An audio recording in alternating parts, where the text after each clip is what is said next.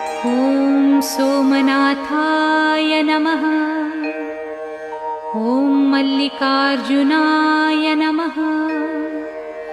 ॐ महाकालेश्वराय नमः।